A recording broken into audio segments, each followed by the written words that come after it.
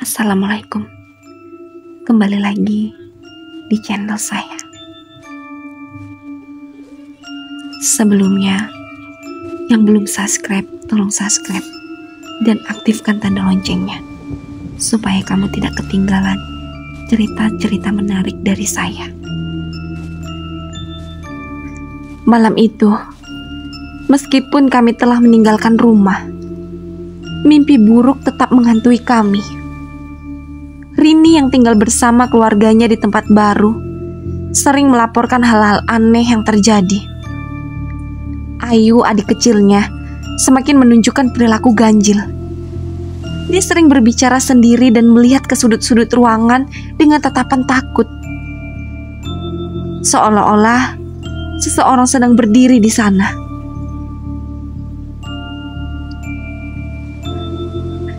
Aku takut, Lisa. Ayu bilang dia masih melihat Mama. Dia bilang Mama tidak mau pergi. Terdengar parau di telepon. Aku terdiam sejenak, mencoba mencari kata-kata yang tepat. Mungkin itu cuma trauma, Rin. Dia masih kecil. Semua kejadian kemarin pasti meninggalkan luka untuk dia. Tapi kenapa aku juga merasakan seperti itu? Setiap malam aku merasa ada yang berdiri di ujung tempat tidurku. Hanya dia menatapku. Jawab Rini. Rin, kita harus cari tahu lebih banyak tentang ini. Mungkin ada sesuatu yang belum kita pahami. Mama kamu mungkin masih terjebak karena sesuatu yang belum selesai. Kataku tegas. Rini akhirnya setuju untuk kembali ke rumah lama bersama Pak Jaka. Kali ini aku ikut lagi. Kami merasa untuk menyelesaikan ini, kami harus mencari tahu lebih dalam tentang apa yang terjadi sebelum kematian Bu Siti. Rumah itu terasa lebih dingin daripada sebelumnya. Bahkan di siang hari, bayangan gelap tampak menari di sudut-sudut ruangan. Kami bertiga melangkah dengan hati-hati, membawa peralatan doa dan lentera kecil. Kita mulai dari ruang bawah tanah lagi, kata Pak Jaka. Aku merasa sesuatu yang penting ada di sana, sesuatu yang belum kita temukan. Ketika kami membuka pintu ruang bawah tanah, aroma busuk menyergap kami. Lampu lentera memantulkan bayangan aneh di dinding, membuat ruangan itu terlihat seperti hidup. Pak Jaka, kenapa suasananya lebih menyeramkan? Tanyaku menelan ludah. Karena energi gelap yang dulu kita ganggu mungkin belum sepenuhnya pergi. Ia hanya menunggu waktu untuk kembali. Rini menggenggam tanganku erat. Aku gak yakin kita harus masuk lagi. Kita harus, Rin, kataku, mencoba memberinya keberanian, meskipun hatiku sendiri diliputi ketakutan. Saat kami kembali ke sudut tempat boneka terbakar sebelumnya, sesuatu menarik perhatian kami. Sebuah celah kecil di lantai yang tertutup papan kayu. Pak Jaka menyingkirkan papan itu, dan di bawahnya terdapat sebuah kotak besi berkarat. Ini apa lagi? Tanya Rini dengan suara bergetar. Pak Jaka membuka kotak itu dengan hati-hati. Di dalamnya, kami menemukan beberapa barang yang aneh. Sebuah foto keluarga yang koyak, sebuah buku harian, dan secari kain merah yang penuh bercak hitam. Ini kain apa? Tanyaku, menahan rasa mual. Pak Jaka mengerutkan kening. Ini bukan kain biasa. Ini semacam benda yang digunakan dalam ritual. Tapi ritual ini tampaknya lebih kejam. Siapapun yang melakukan ini, mereka tidak hanya mencoba mengikuti roh.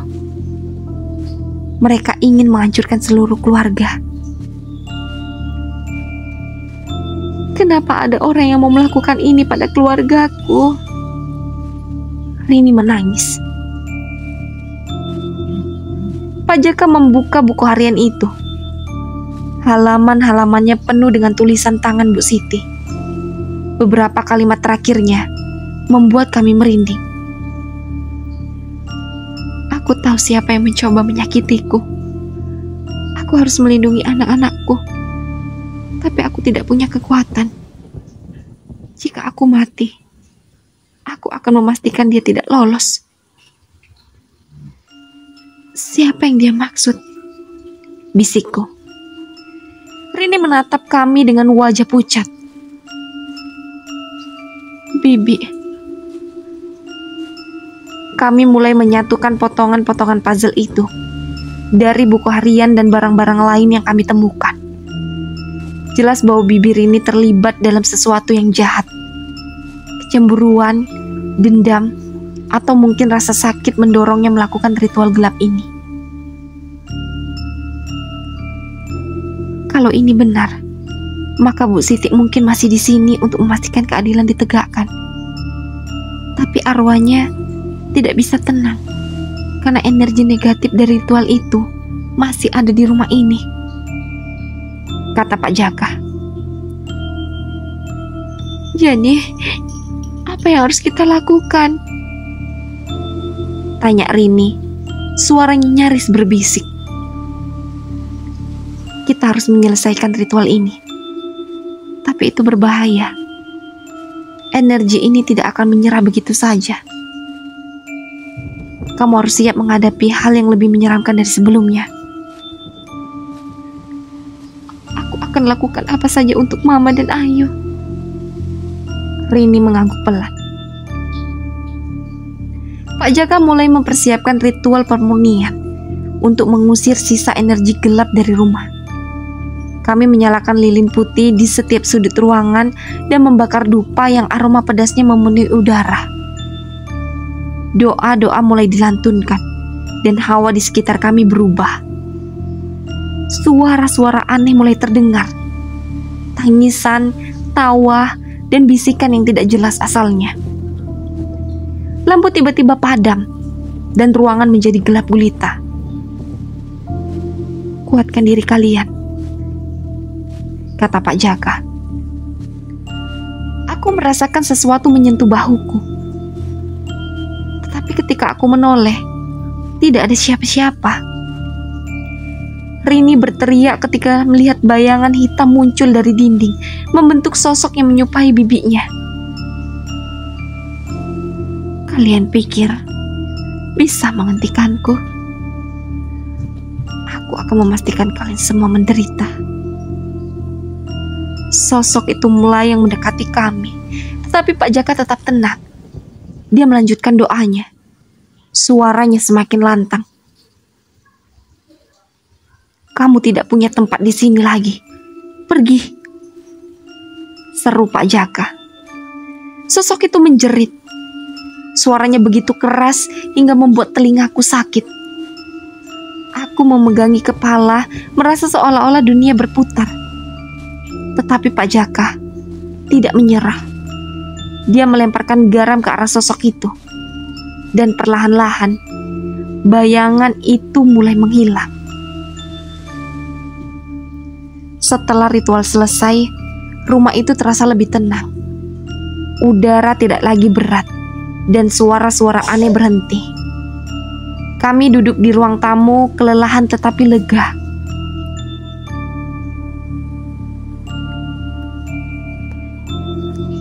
Malam itu, tubuhku terasa lelah setelah semua yang terjadi. Rini sudah kembali ke rumah barunya bersama Ayu. Sementara aku memilih untuk tinggal di rumahku sendiri. Pak Jaka mengingatkan agar aku beristirahat dan tidak terlalu memikirkan semua kejadian tersebut. Namun pikiranku terus berputar. Rumah Bu Siti, ritual, dan sosok-sosok yang muncul, semuanya membayangi kepalaku. Tanpa sadar, aku tertidur di sofa ruang tamu. Lentera kecil di meja masih menyala, tetapi nyalanya terlihat redup seolah kalah oleh kegelapan yang menyelimuti ruangan. Ketika aku membuka mata, semuanya berbeda. Aku tidak lagi berada di ruang tamu rumahku. Aku berdiri di sebuah tempat asing. Udara terasa berat, dingin, dan dipenuhi aroma tanah yang basah. Sekelilingku gelap gulita, kecuali sebuah jalan setapak kecil yang diterangi cahaya redup, seperti dari obor tua. Di mana aku? Gumamku bingung. Tiba-tiba sebuah suara lembut tetapi dingin terdengar di belakangku. Kamu sudah datang, Lisa. Aku berbalik cepat dan melihat sosok wanita berkerudung hitam berdiri di sana. Wajahnya tidak sepenuhnya terlihat, tetapi aku langsung mengenali aura dingin yang mengelilinginya. Kamu siapa? Tanya aku dengan suara bergetar. Wanita itu tertawa kecil. Aku orang yang sudah lama kamu cari tahu. Aku bibi dari sahabatmu. Dan sekarang, aku akan menunjukkan sesuatu yang tidak pernah kamu ketahui. Aku mencoba melangkah mundur, tetapi kakiku terasa berat, seolah ditahan oleh sesuatu yang tak pernah terlihat. Aku tidak ingin melihat apapun, protesku. Ini bukan tentang apa yang kamu inginkan. Ini tentang kebenaran yang selama ini tersembunyi, katanya dingin. Sebelum aku bisa menjawab, wanita itu mengangkat tangannya, dan tiba-tiba aku merasa tubuhku ringan, seperti melayang. Pandangan sekelilingku berputar, berubah menjadi kilasan-kilasan cahaya dan bayangan yang bergerak cepat. Aku terbangun di sebuah rumah sederhana dengan nuansa pedesaan. Di dalam rumah itu, aku melihat dua wanita tua duduk di depan perapian. Mereka tampak berbicara dengan nada serius. Kita harus lakukan sesuatu, Bu, kata salah satu dari mereka yang aku kenali sebagai ibu dari Bibi dan Bu Siti. Siti anak yang baik, tapi dia bukan anak kandung kita. Bagaimana kalau nanti Sukma tahu? Aku tersentak mendengar nama Sukma. Nama asli dari Bibi yang selama ini menjadi sumber kegelapan. Aku memandang ke arah sudut ruangan, di mana seorang gadis kecil duduk dengan ekspresi penuh dendam. Itu pasti Sukma muda.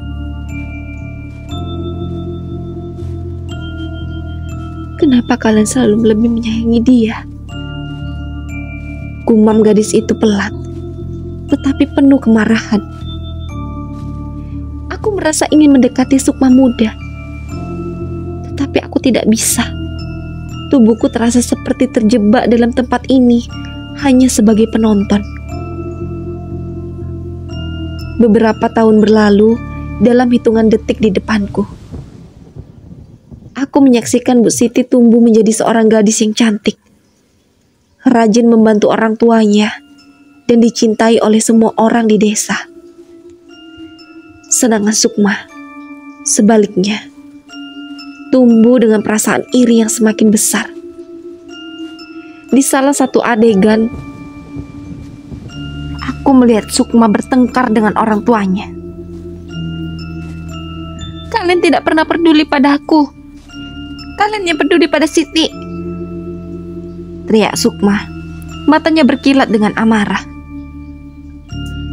Itu tidak benar, Sukma. Kami mencintai kalian berdua, tapi kamu harus belajar untuk bersikap baik seperti kakakmu, balas ibunya. Aku tidak butuh pelajaran dari kalian. Sukma membanting pintu dan pergi, meninggalkan rumah dengan langkah berat. Adegan itu berganti dengan cepat. Aku melihat Sukma berdiri di depan sebuah gubuk tua yang dikelilingi hutan lebat. Di depan gubuk itu seorang wanita tua berdiri dengan tongkat di tangannya. "Kamu datang ke sini untuk apa, anak muda?" tanya wanita tua itu dengan suara serak. "Saya ingin belajar. Saya ingin mendapatkan kekuatan untuk membalas dendam," jawab Sukma tegas. Wanita tua itu tertawa. "Dendam adalah hal yang berbahaya, anakku. Sekali kamu memulai, kamu tidak akan pernah bisa berhenti." "Aku tidak peduli. Ajari aku bagaimana cara menghancurkan mereka." Adegan berikutnya membuat bulu kudukku berdiri. Aku menyaksikan Sukma melakukan ritual-ritual gelap bersama wanita tua itu. Mereka duduk di tengah lingkaran yang terbuat dari darah hewan, memanggil entitas-entitas yang tidak bisa aku lihat, tapi bisa aku rasakan keberadaannya. Suara-suara bisikan memenuhi udara.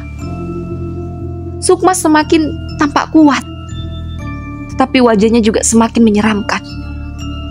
Matanya kehilangan kelembutan dan digantikan oleh kebencian yang mendalam. "Sekarang kamu sudah siap. Pergilah dan lakukan apa yang ingin kamu lakukan. Tapi ingat, kekuatan ini datang dengan harga. Kamu akan kehilangan lebih banyak daripada apa yang kamu dapatkan," kata wanita tua itu. Sukma tidak menggubris peringatan itu. Dia hanya tersenyum dingin dan pergi. Ketika Sukma kembali ke desanya, dia mulai menyebarkan teror secara diam-diam. Hewan-hewan ternak mulai mati tanpa sebab.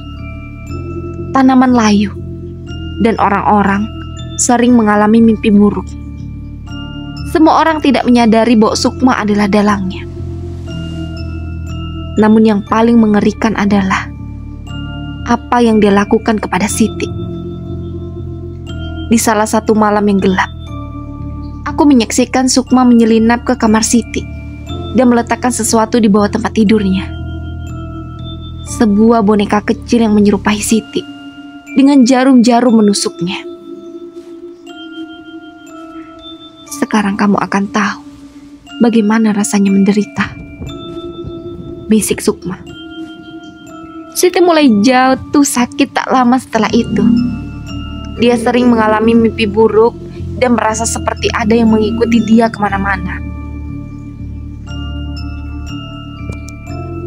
Aku tidak bisa menahan air mataku saat menyaksikan semuanya. Aku ingin berteriak kepada Siti untuk memperingatkannya, tetapi aku tidak bisa. Tubuhku terasa seperti tertahan oleh kekuatan tak terlihat. Aku melakukan semua ini karena aku ingin mereka merasakan apa yang aku rasakan. Tapi aku tidak pernah puas. Semakin aku mencoba menghancurkan mereka, semakin aku kehilangan diriku sendiri,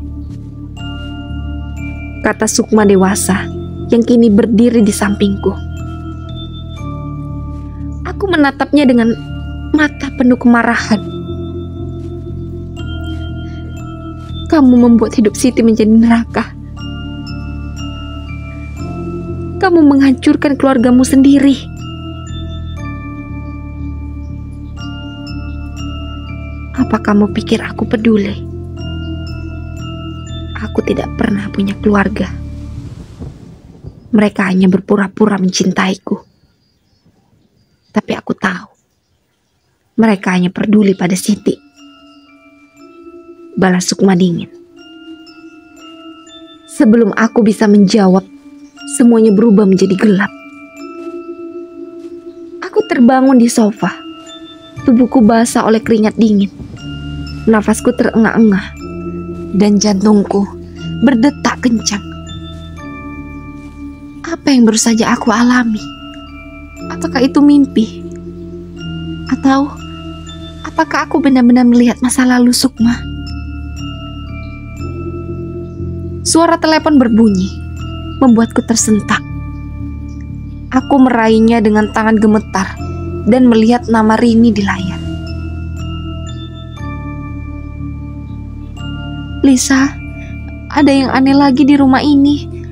Aku butuh kamu datang sekarang. Suara Rini panik. Aku tahu, semuanya belum selesai. Apa yang aku lihat tadi malam hanyalah permulaan dari kengerian yang sebenarnya. Aku meletakkan telepon dengan tangan gemetar. Suara Rini tadi masih terngiang-ngiang di kepalaku. Ada sesuatu yang aneh di rumah baru mereka. Namun pikiranku masih penuh dengan potongan masa lalu yang ditunjukkan oleh arwah Bibi Sukma. Aku mencoba menenangkan diri, tetapi bayangan Sukma muda yang penuh dendam terus menghantui pikiranku. Aku tahu, ini bukan hanya kebetulan. Apa yang terjadi malam tadi pasti memiliki kaitannya dengan apa yang sedang terjadi sekarang. Dengan berat hati, aku bangkit dari sofa dan mengambil jaketku.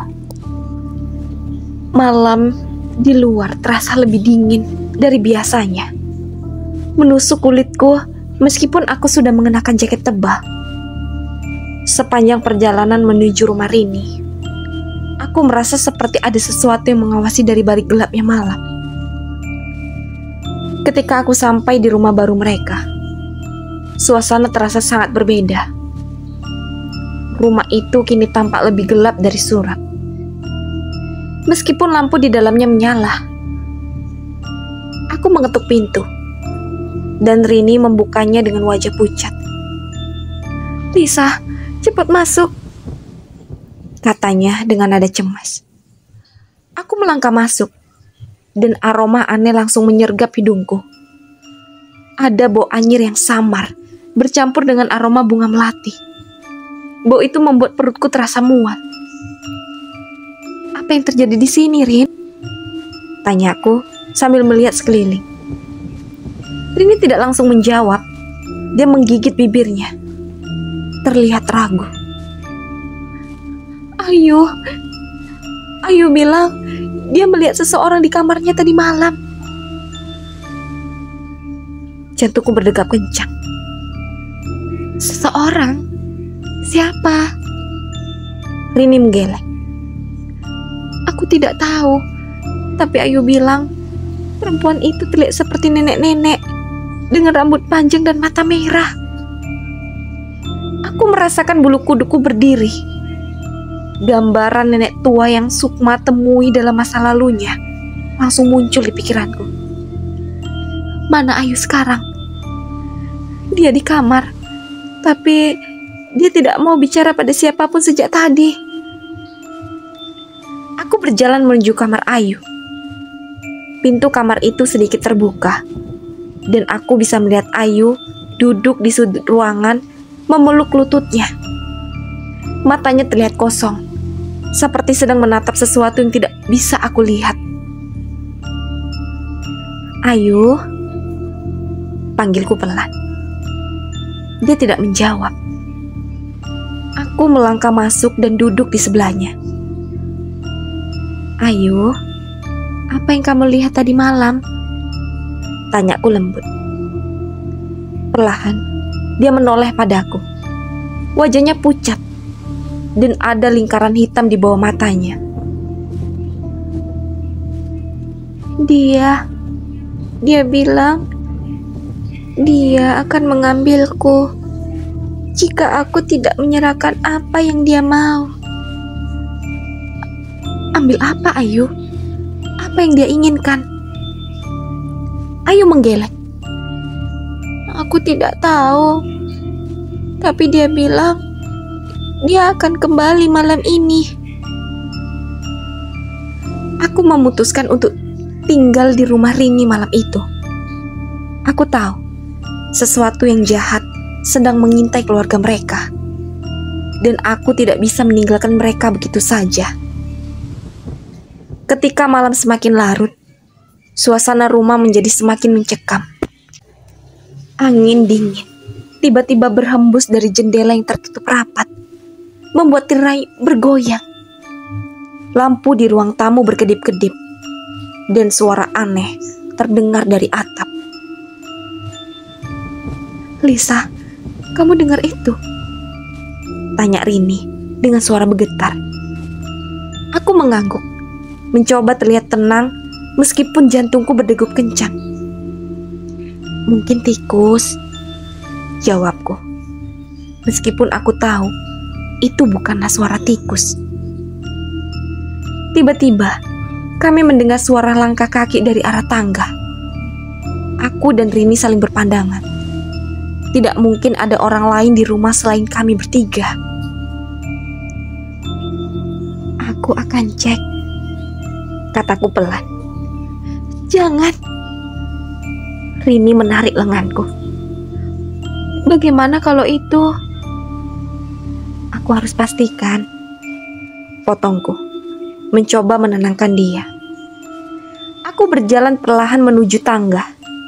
Setiap langkahku terasa berat. Suara langkah kaki itu semakin jelas. Tetapi anehnya, aku tidak melihat siapapun. Ketika aku sampai di ujung tangga, aku merasa udara di sekitarku menjadi semakin dingin. "Siapa di sana?" tanyaku. Tidak ada jawaban. Tapi tiba-tiba, aku merasakan sesuatu menyentuh bahuku. Aku berbalik cepat, tapi tidak ada siapapun di belakangku. "Lisa!"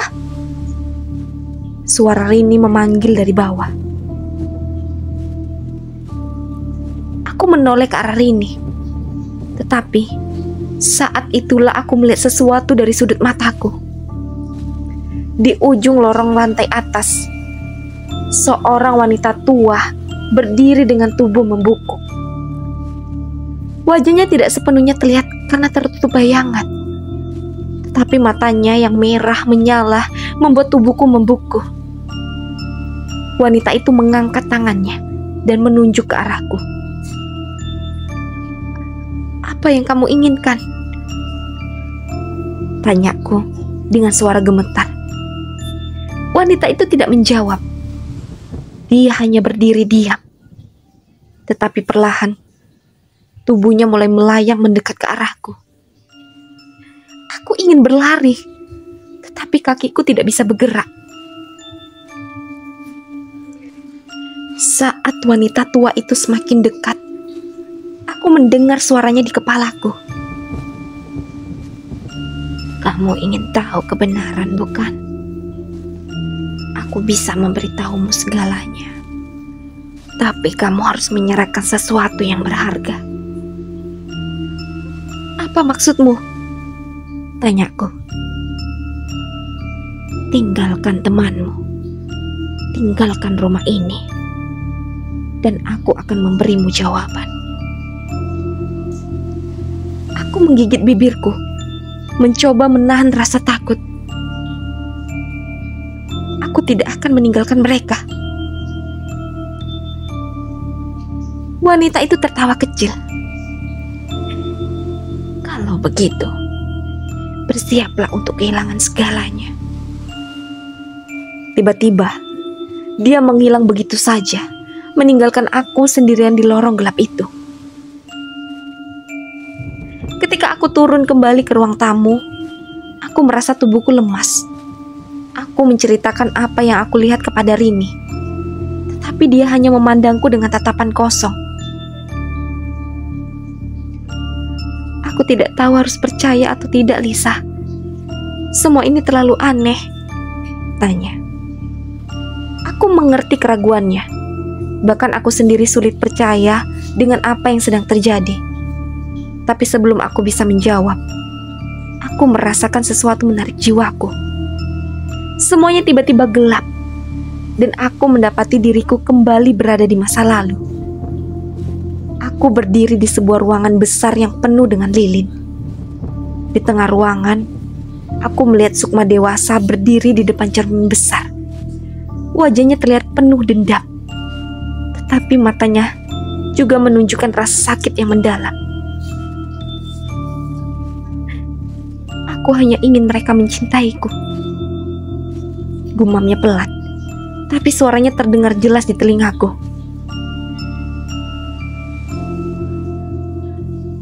Sukma, apa yang kamu lakukan? Tanyaku. Meskipun aku tahu dia tidak bisa mendengarku. Dia mengangkat sebuah pisau kecil dan menusukkan jarinya, membiarkan darahnya menetes ke lantai. Kalau mereka tidak bisa mencintaiku, maka mereka tidak pantas hidup. Aku menyaksikan dengan ngeri ketika Sukma mulai melakukan ritual gelap lainnya. Bayangan-bayangan mulai muncul di sekelilingnya, berbisik dengan suara yang menakutkan. Aku terbangun dengan tubuh gemetar. Kebenaran tentang Sukma kini semakin jelas. Dia bukan hanya dipenuhi dendam, tapi dia juga telah mengorbankan segalanya untuk mendapatkan kekuatannya. Aku tahu, jika aku tidak menghentikannya, dia akan terus menghantui keluarga Rini dan mungkin juga aku.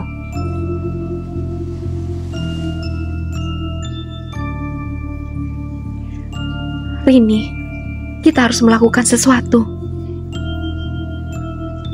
Apa yang bisa kita lakukan, Nisa? Aku bahkan tidak tahu apa yang harus percaya pada apa lagi. Kita harus mencari tahu bagaimana cara menghentikan Sukma. Jawabku. Sebelum semuanya terlambat. Yang masih penasaran, lanjut ke part selanjutnya. Dan jangan lupa aktifkan tanda loncengnya dan subscribe. Assalamualaikum.